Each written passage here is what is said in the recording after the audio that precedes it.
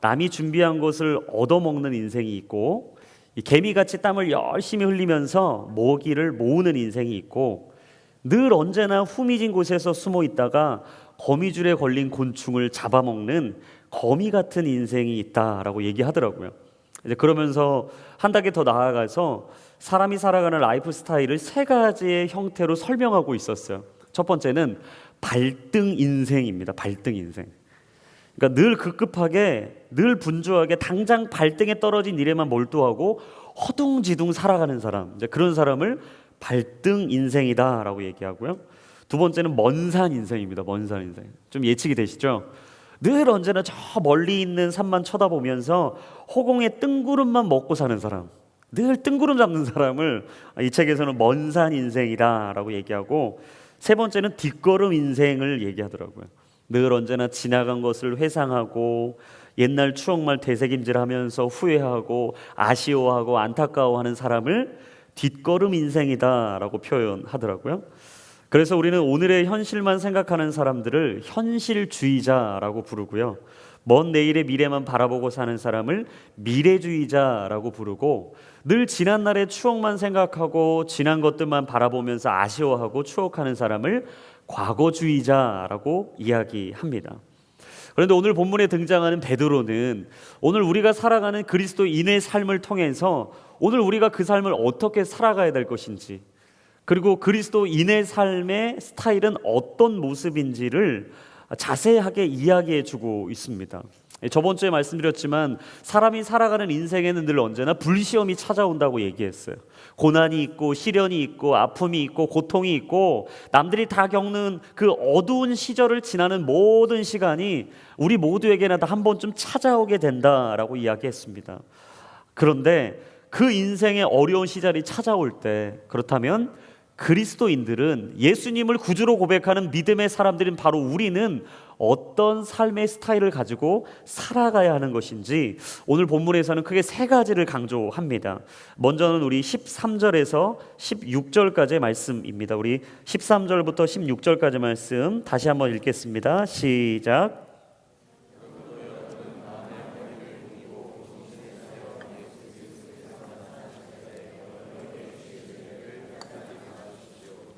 여러분은 순종하는 자녀로서 전에 무죄한 가운데 따라 살던 욕망을 본받지 말고, 여러분을 부르신 분이 거룩하신 것처럼 여러분도 모든 행실에 거룩한 사람들이 되십시오.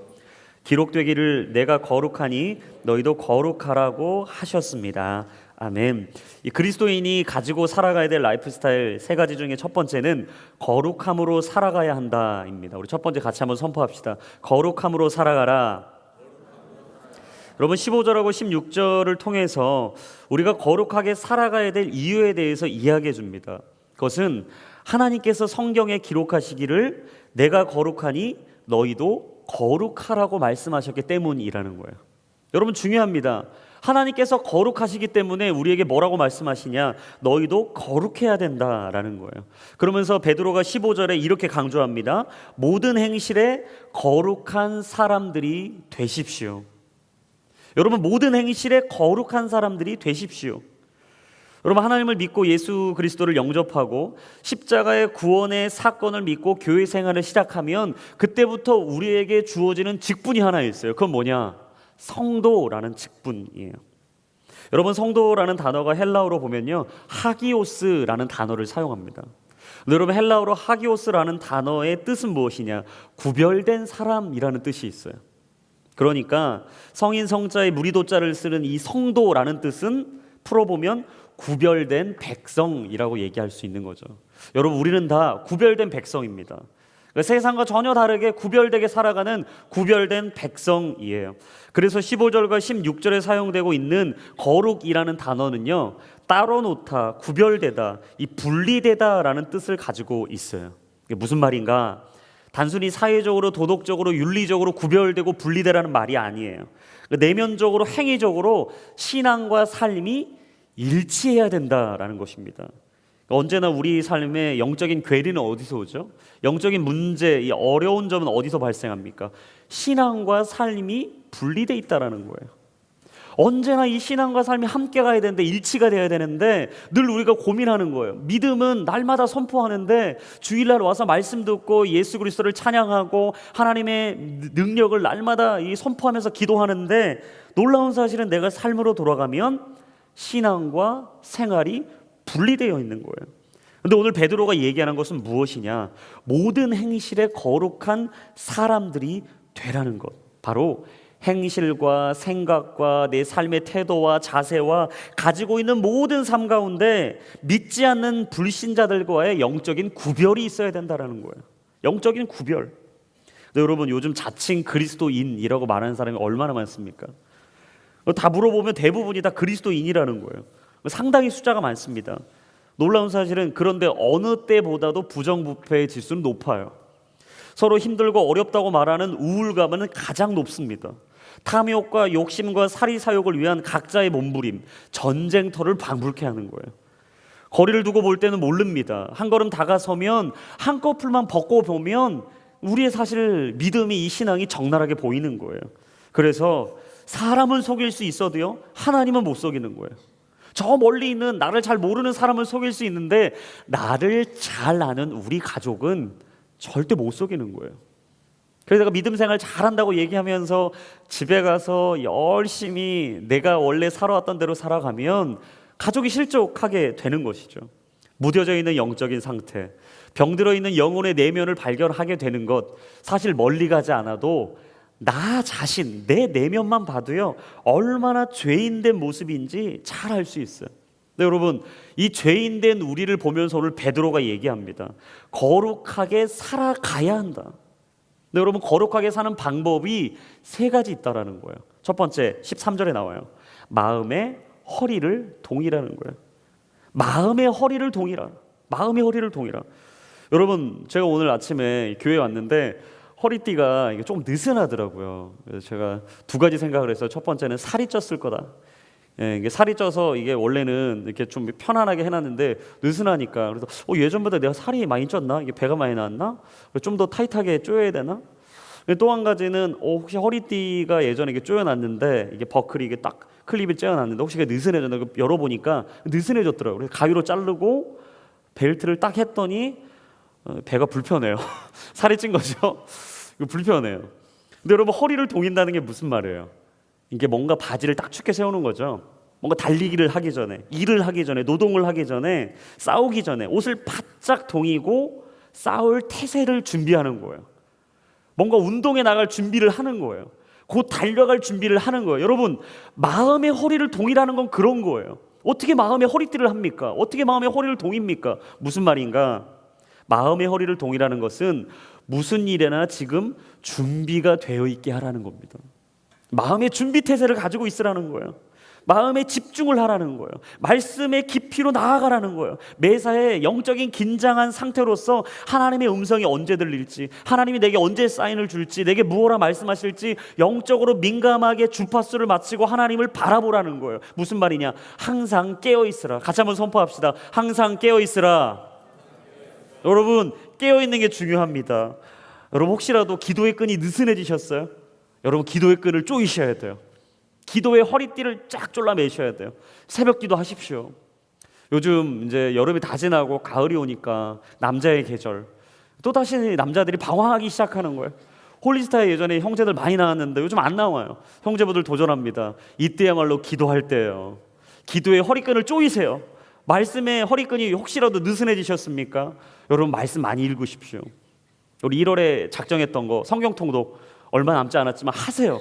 1독이라도 꼭 하십시오. 예배의 끈이 느슨해지셨어요? 예배에 오는 게 늘 언제나 매너리즘에 빠져 있습니까? No. 여러분, 예배의 마음의 허리끈을 동이시기를 축복합니다. 하나님이 오늘 우리에게 말씀하시는 건 언제나 영적인 경계태세를 하고 있으라는 거예요. 그러면서 두 번째 얘기합니다. 13절에 정신을 차려라. 정신을 차려라. 개역개정으로 보니까 이 정신 차려라가 사실은 근신하라라는 단어예요. 여러분, 근신하라, 정신 차려라 라는 이 단어의 원뜻이 뭐냐면 술 취하지 말라라는 겁니다. 여러분, 오해가 없어야 되는데 단순히 술 먹지 마라 이 얘기가 아니에요. 정신을 차리고 근신하여 깨어있는 것은 무슨 말이냐? 술 취하는 여러분 사람들의 특징을 아시죠? 술 취하면 어때요?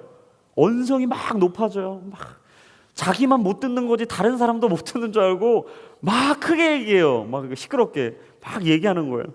목소리 톤이 조절이 안 되는 거죠. 계속 시끄러운 겁니다. 별거 없는데 계속 시끄러운 거예요. 그리고 술을 취하면 어때요? 절제력이 없어져요. 자제력이 없어져요. 뭐 해야 될 말과 안 해야 될 말, 막 뭐 어떻게 막 행동, 막 주체가 안 되는 거예요. 막 제어력이 떨어지는 거죠. 그리고 균형을 잃고 막 휘청거립니다. 자기는 잘 걷고 있대요. 막 자기는 난 잘 걷고 있어. 근데 세상이 도는 거야. 막 지구가 돈다는 거죠. 몇 분은 아마 이 경험이 있으시고 잘 아실 텐데, 이 술이 취하면 이 세 가지의 놀라운 특징이 있어요. 막 세상이 뱅뱅 돌고 막 목소리가 높아지고 절제력이 없어지고. 그래서 여러분 기억해 보세요. 근신하고 정신을 차려라. 다른 말로 뭘까요? 조용하라는 거예요. 세상이 시끄러운 곳 앞에서 조용하라는 거예요. 주체할 수 없는 이 인간의 욕구와 이 죄 앞에서 절제하라는 거예요. 그리고 영적인 균형을 가지고 살라는 거예요. 여러분, 우리에게 이뤄져 버린, 지워져 버린 그것을 붙잡으라는 것이죠. 여러분, 그리스도인의 삶은요, 중언부언하지 않습니다.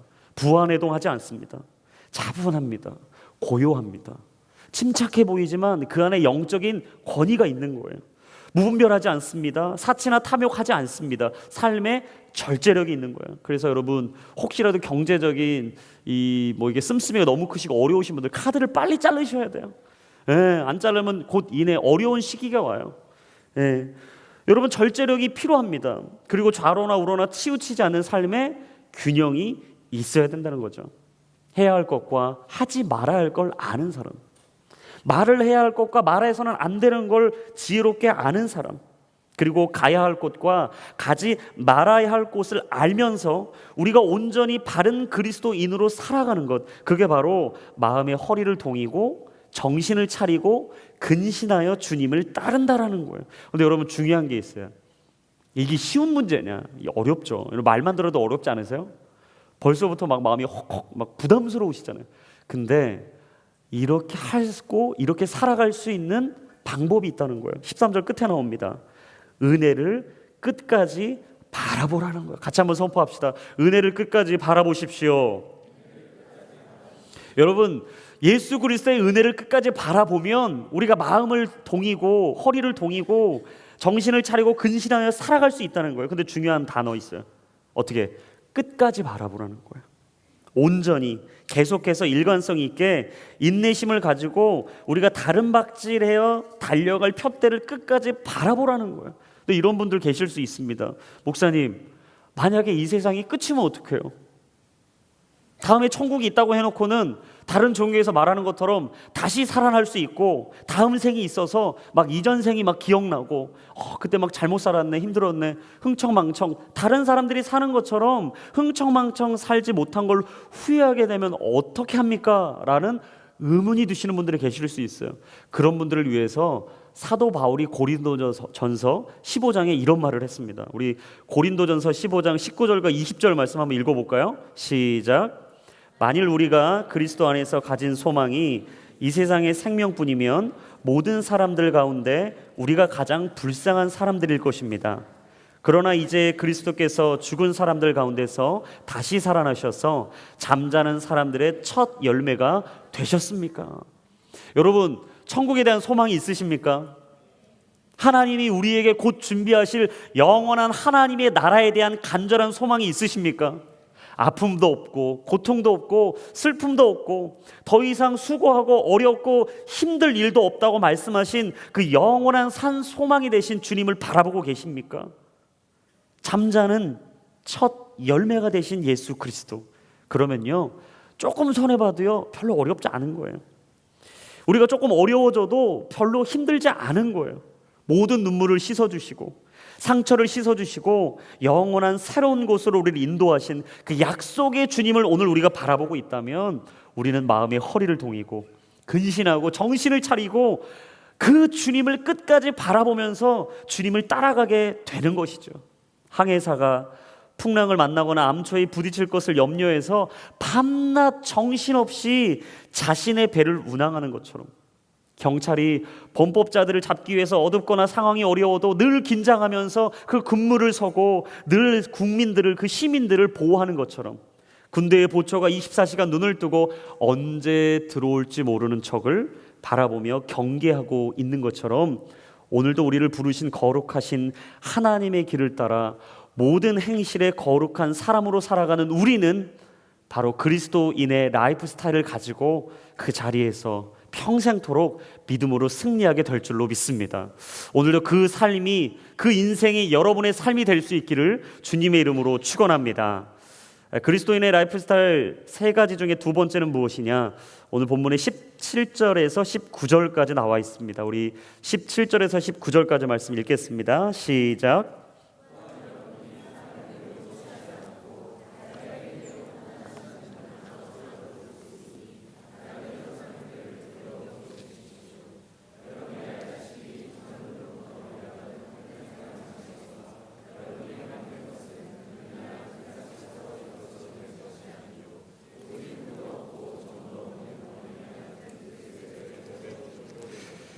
여러분, 두 번째는 무엇이냐? 믿음으로 살아가라라는 겁니다. 같이 한번 선포하겠습니다. 믿음으로 살아가라. 나 자신에게 선포하는 거예요, 여러분. 믿음으로 살아가라. 여러분, 근데 왜 그렇게 두려움으로 지내라고 하냐? 여기 보시면 17절에 그렇게 나오죠.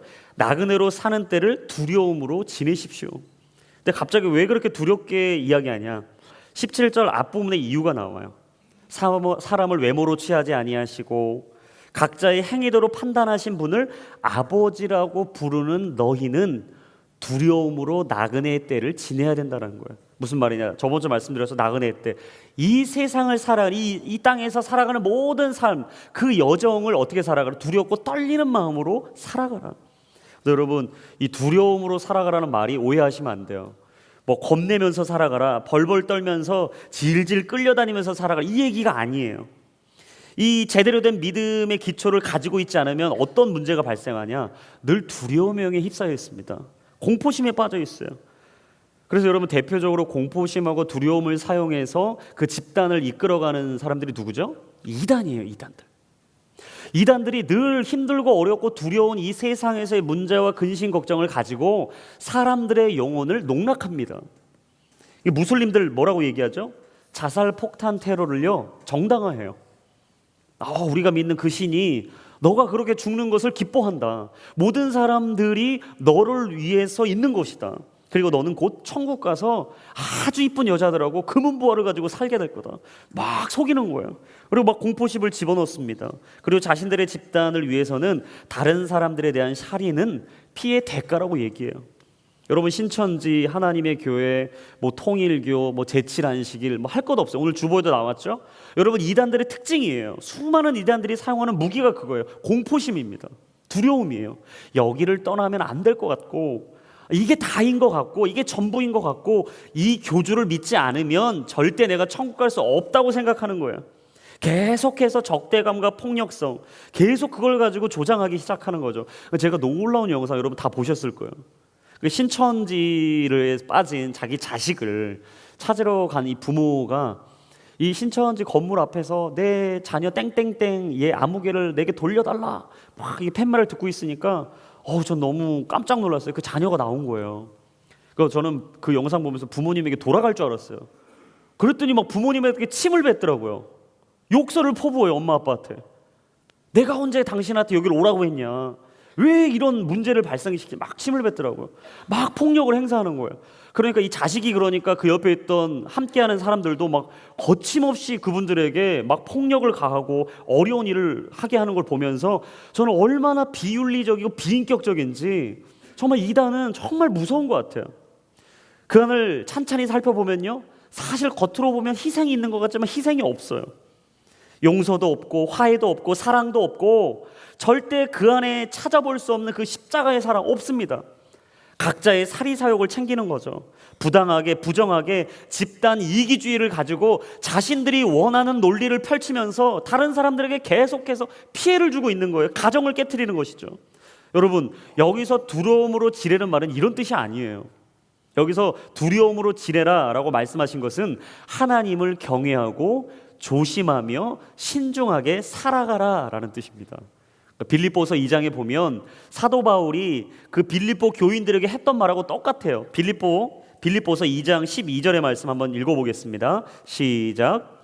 그러므로 내 사랑하는 사람들이여, 여러분이 항상 순종했던 것처럼 내가 여러분과 함께 있을 때뿐만 아니라 지금 내가 없을 때도 두렵고 떨리는 마음으로 여러분의 구원을 이루십시오. 여러분, 여기서 구원을 이루라는 것도 똑같은 말이에요. 그러니까 앞으로 구원을 얻을 겁니다 라는 이런 뜻보다는 구원받은 사람의 삶을 제대로 살아가십시오 라는 뜻이 있는 거예요. 여러분, 우리는 다 구원받은 줄로 믿습니다. 할렐루야. 여러분, 우리는 구원받은 하나님의 자녀인 줄로 믿습니다. 그러면 여러분, 구원받은 자녀로서의 삶을 오늘 살아가야 된다라고 이야기하고 있는 거예요. 치열하게 믿음을 가지고 영적인 발버둥을 쳐야 된다는 거예요. 여러분, 발버둥은 뭐예요? 살기 위해서 발버둥 치는 거예요. 세상과 타협하지 않고 끝까지 믿음의 길을 포기하지 않고 그 길을 걸어가는 것, 오늘 그게 바로 두려움으로 지내라 라는 뜻입니다. 그런데 이런 삶을 사는 것이 가능하려면 한 가지 사실을 정확하고 명확하게 믿어야 돼요. 그게 오늘 19절에 나와 있습니다. 이 19절에 이렇게 써 있어요. 그리스도의 보배로운 피로 된 것입니다.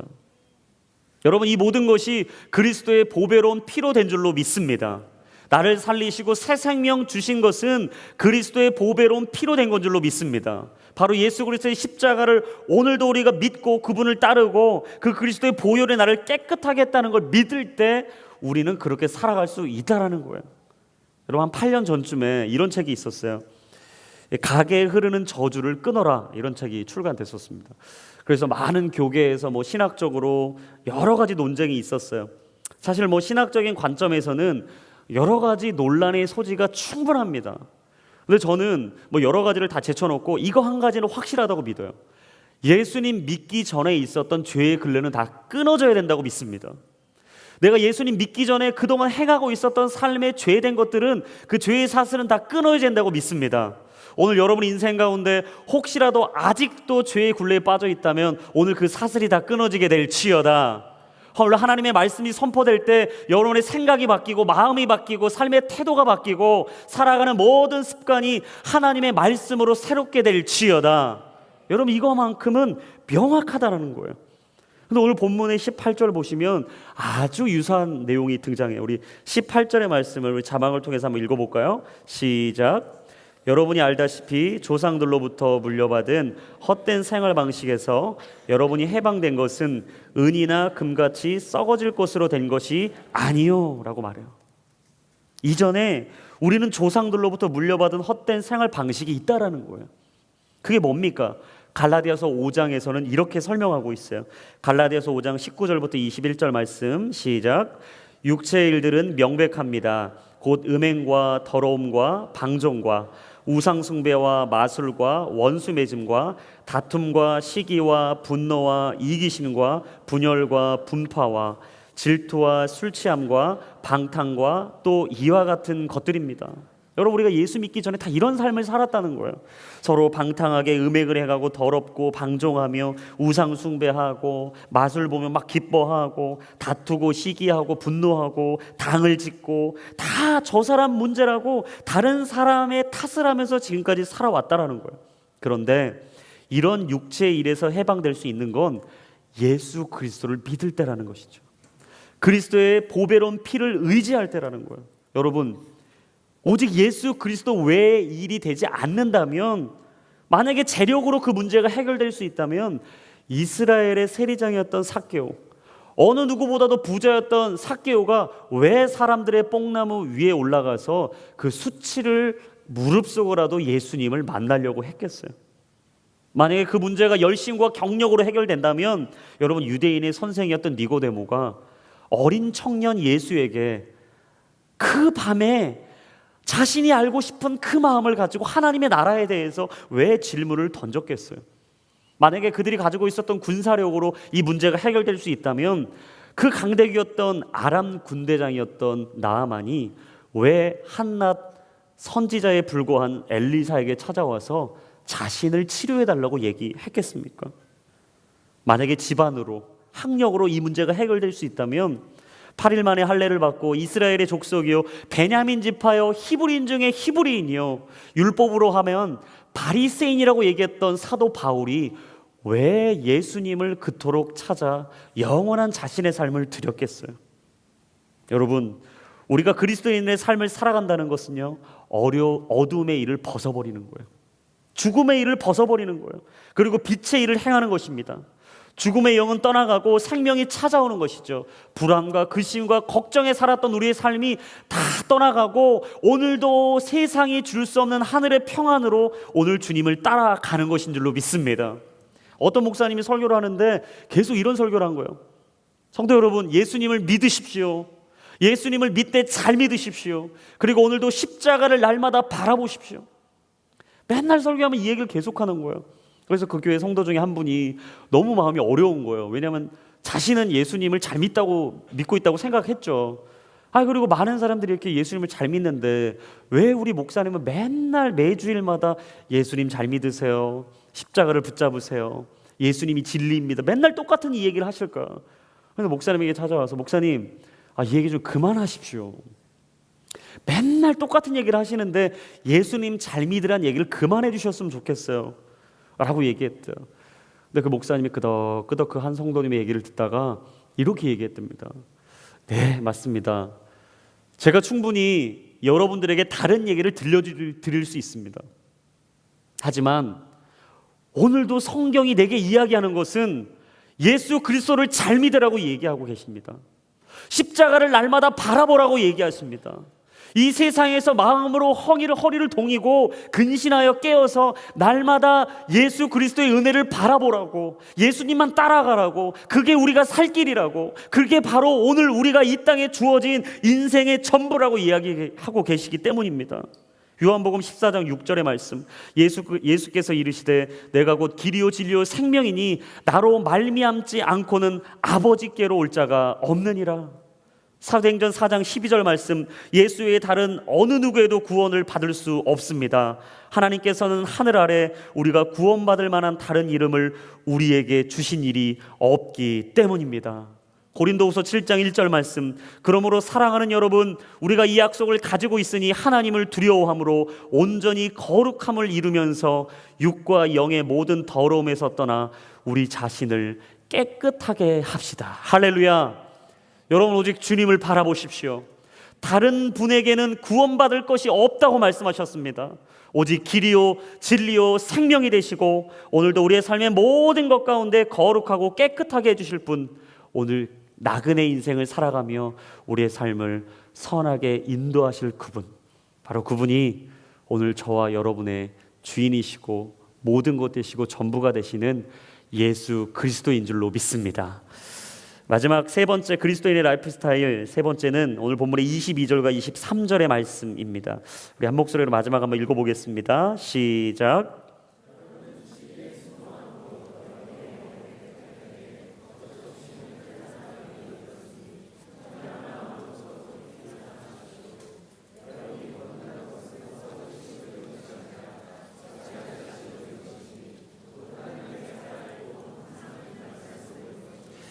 그리스도인의 라이프 스타일 세 번째는 무엇이냐면 사랑으로 살아가라라는 겁니다.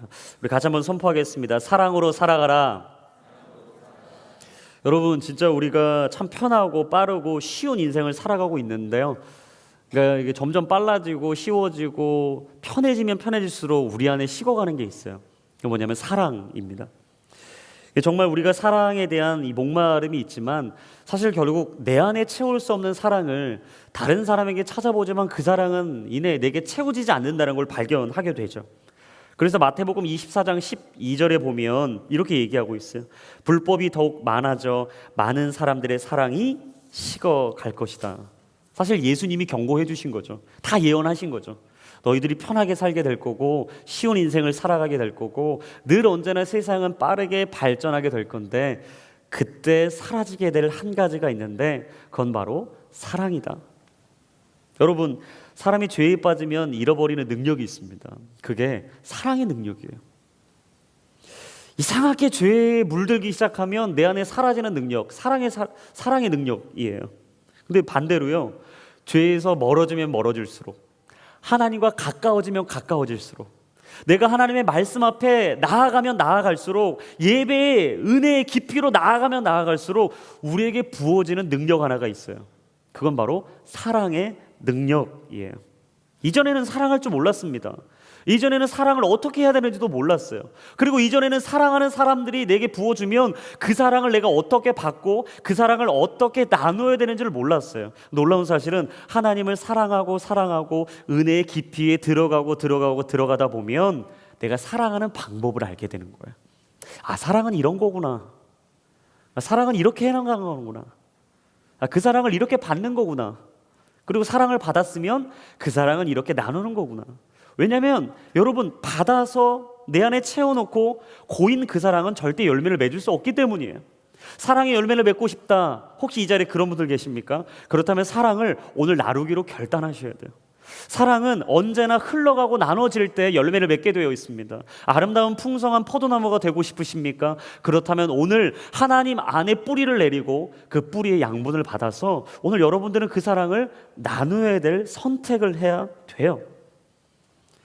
근데 22절에 보니까 사랑이라는 단어가 2번 나와요. 참 재밌어요. 2번 나옵니다. 이렇게 나와요. 너희가 형제를 사랑하게 이르렀으니 청결한 마음으로 서로 깊이 사랑하십시오라고 나와요. 근데 제가 이 원어로 공부를 하고 보다 보니까 이 사랑의 단어가 다르더라고요. 그러니까 원어로 이 사랑에 대해서 첫 번째 사랑이라는 단어를 뭐라고 썼냐면 형제 사랑과 친구의 사랑을 말하는 필로스라는 단어를 썼어요. 근데 이 2번째 나오는 이 사랑의 단어는 뭘 썼냐면 사람이 성화의 단계가 들어가고 영적인 성장과 성숙을 이루어가다 보면 얻게 되는 아가페에 대한 사랑으로 이 단어를 썼더라고요. 무슨 말이냐? 여기 중요한 비밀이 있는 거죠. 사랑은 노력이 필요하고 사랑은 발전해 간다라는 거예요. 여러분, 사랑은요, 노력이 필요합니다. 열심히 옆에 사람을 사랑하기 위해서는 노력하셔야 돼요. 그러니까 이런 말은 금지요. 사랑하는 사람끼리 이거 금지요. 알아서 해줘. 아직도 그걸 몰라? 모릅니다. 저도 결혼 이제 7년 됐어요. 아직도 모르겠어요. 우리 아내가 도대체 왜 저러는지 저도 모르겠어요. 뭘 그렇게 좋아하는지 저도 잘 아직도 모르겠어요. 여러분, 제발 그런 얘기 하지 마세요. 알아서 해주세요. 자매님들, 형제들이 제일 어려워하는 말이 뭔지 아세요? 오늘 뭐 먹을까? 알아서 해. 뭐 어떻게 하라는 거예요? 그 국수집 데리고 가면 나 국수 싫어하는데, 밥집 데리고 가면 오늘은 국수가 땡기는데 뭘 어떻게 하자는 건지. 여러분, 사랑은요, 서로가 서로를 생각하고 배려하고 이해하고 서로 대화를 나눠주고 서로의 품어줄 수 있는 이 사랑이 필요해요. 근데 놀라운 사실, 이 사랑을 노력하다 보면요, 오늘 2번째 사랑, 아가페의 사랑이 된다는 거예요.